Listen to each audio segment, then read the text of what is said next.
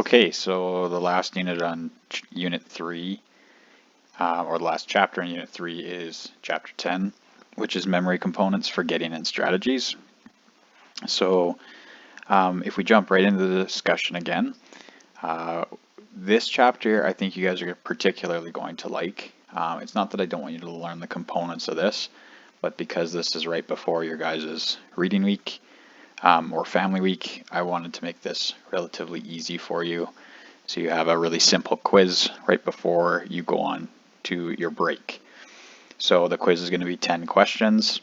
I'm going to go through these points here. You're going to see what you need to focus on for the quiz. I'm hoping that that reflects well in your quiz mark, even though most of you are doing quite well in the quizzes anyway. Hopefully this is a relatively easy slam dunk for you. So just follow along and we will go ahead here. So first thing we're going to talk about is memory structure. So when this author, William James, he wrote about elementary or primary memory as stuff that happened just in the past, and then secondary memory that is for properly recollected objects. So to primary memory, James allocated items that are lost and never brought back into consciousness, whereas secondary memory he allocated to ideas or data that is never lost. So as we click on here, I said, hint, hint, primary memory is your short-term memory, so you keep it for a set amount of time and then you delete it. Secondary memory is the memory that is stored forever. So the hint, hint component, it's probably something you want to pay attention to for your quiz, and you're going to see that again going forward here. Next, we're moving into working memory.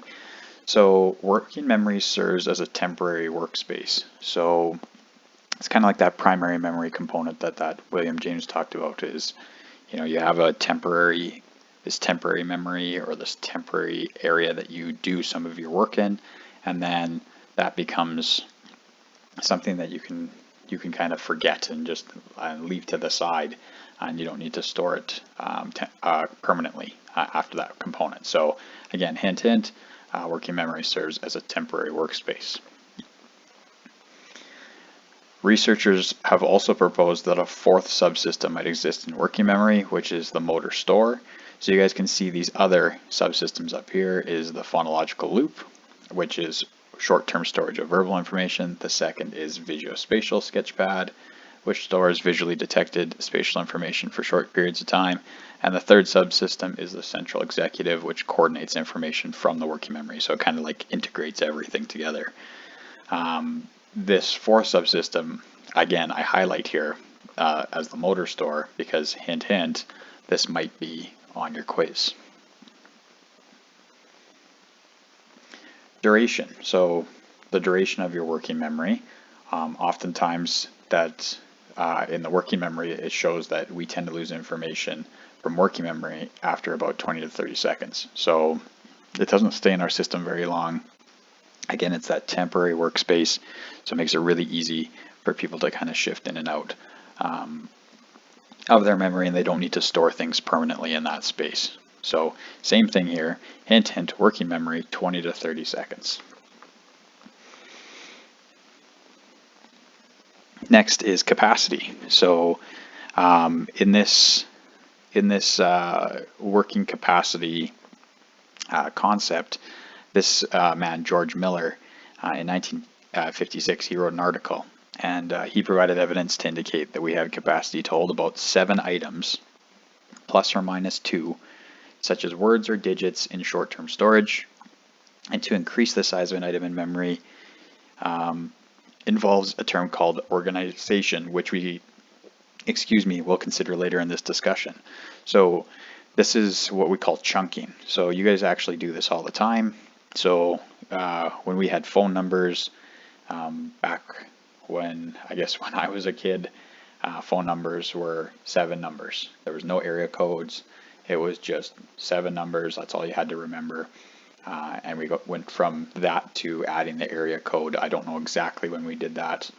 I want to say that was sometime when I was in junior high. So for most of you, you would have been very, very young when that happened. And so the way that we do chunking is that we have to remember 7 numbers of the actual phone number. So, if your number starts with a 403 or a 587, you chunk that as one piece of information. It's consistent, relatively the same for most numbers. So you use that as one chunk. So that becomes one item that you have to remember. And then the other 7 digits are the things that you need to remember. The nice thing is that a lot of phone numbers now, they kind of have similar starts. So some people have, 548s or 866s or 952s, or, all sorts of different variations of those starting numbers. So you can kind of do another chunk there, and then you just have to remember the last 4 digits. So that's how you end up being able to store roughly 5 to 9 items and an average of 7 in your memory. Moving on, we're going to move into long-term memory. So again, that last part was working memory, where we talked about short-term memory and how long it stays in your system, and how many things you can kind of remember at one time. Long-term memory obviously is contrasting. So we're going to talk first about procedural memory. So procedural memory is this memory system that has the most direct relevance to our discussion of long-term memory because it relates specifically to storing and retrieving information about motor skills. So if you think about the procedure, right, what's the step-by-step process? How do you do a task, right? It's the how to do something as opposed to enabling us to know what to do. So you're just like the procedure, step 1, and then step 2, and then step 3. That helps you break down a skill. So that is procedural memory. So again, hint, hint, for example, tying your shoes, it's easy to do, it's hard to explain, right? So this is an important thing in procedural memory is you know how to tie your shoes, but for you to actually physically speak it out and explain it to somebody, it's a lot more difficult to do, right? Of course, you can go through the steps, but if you're doing it very regularly and you know the procedure of it, it takes you like 3 seconds. It'd probably take you like 3 minutes to explain it. Next is semantic memory. So semantic memory is characterized by representing states of the world that are not perceptually present to us right now. This means that we store this memory system in our general knowledge about the world that has developed from our many experiences. So semantic memory, you could also just think of this as your experiential memory. So what are some different things that you know about the world based on the different experiences you have? That would be more relevant to this term of.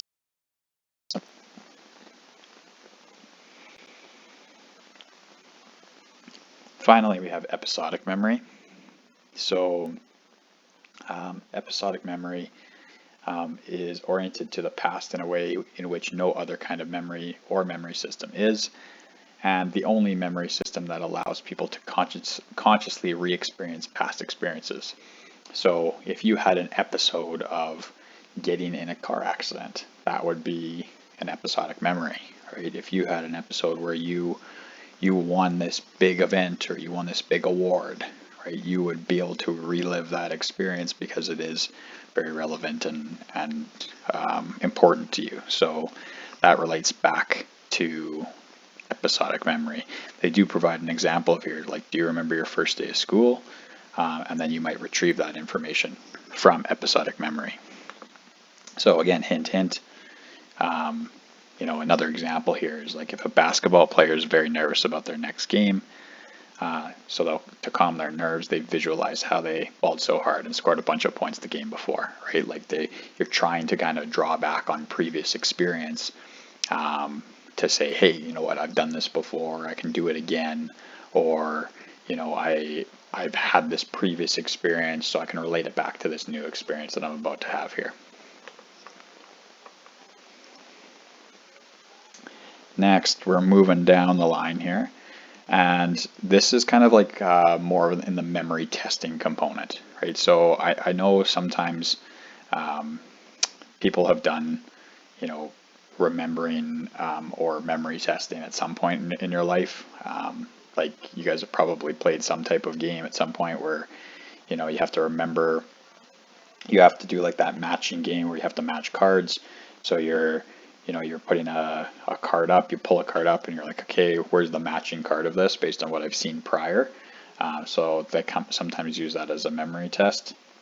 I'm just going to drop right into implicit memory. So especially with highly skilled people, the person can successfully perform a skill, but cannot verbally describe what he or she did, right? So this is kind of similar to the example before. It's like, okay, I might be really, really good at tying my shoes, but I really suck at describing how to do it.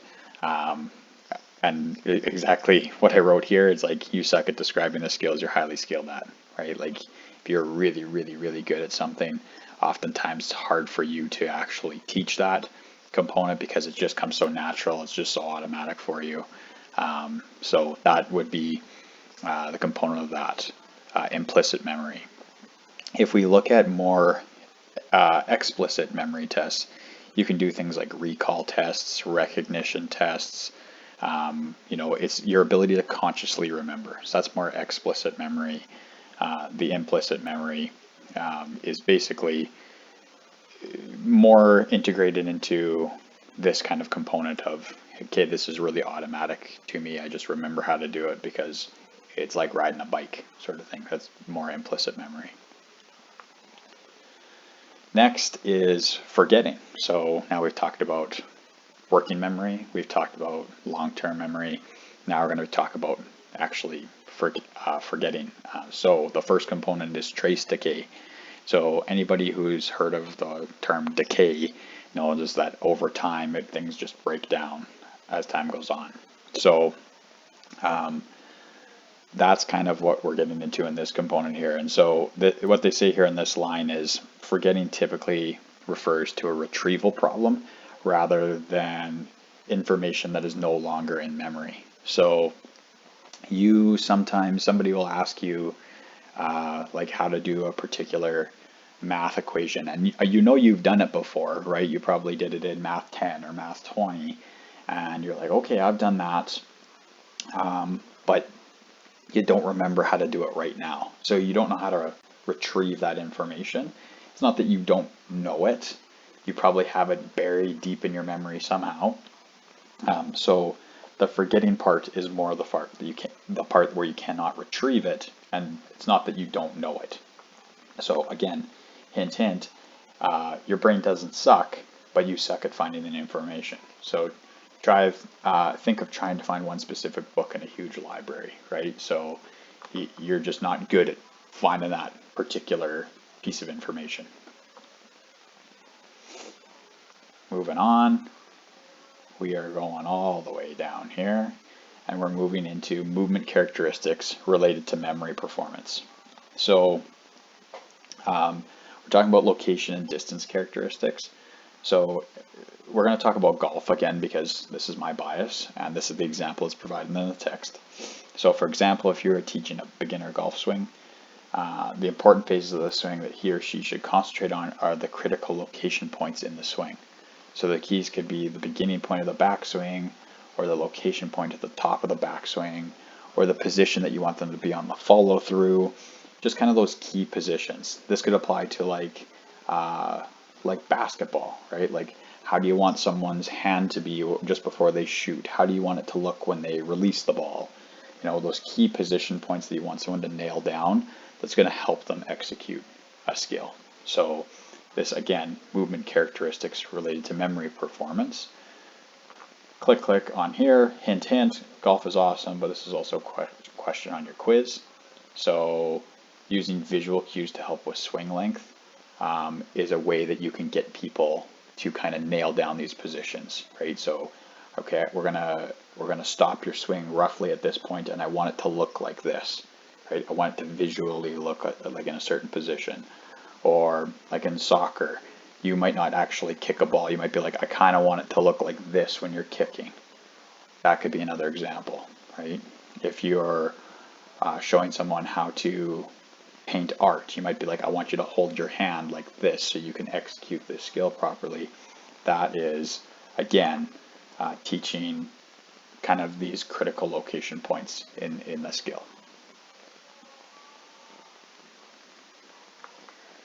All right. Coming towards right at the very end here. So last thing is the encoding specificity principle. So basically, this encoding specificity principle,